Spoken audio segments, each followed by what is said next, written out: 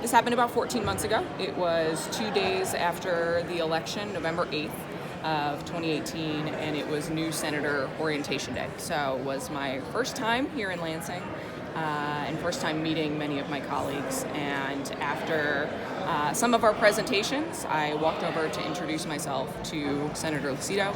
He shook my hand, put a hand on the low of my back, grazing my hip and upper rear, and held it there. And we had an exchange where I introduced myself, he asked where I was from, and asked who I had run against. I said I beat my opponent, and his response was, "I can see why."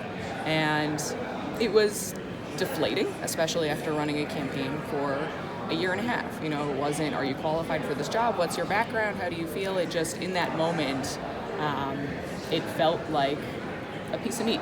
It implied you won because of what you look like. I decided to come forward this week after reading Allison's report and specifically hearing the way that she described it. She gave an interview where she said it made her feel small. She immediately snapped back to being 15 years old, and that's exactly how I felt.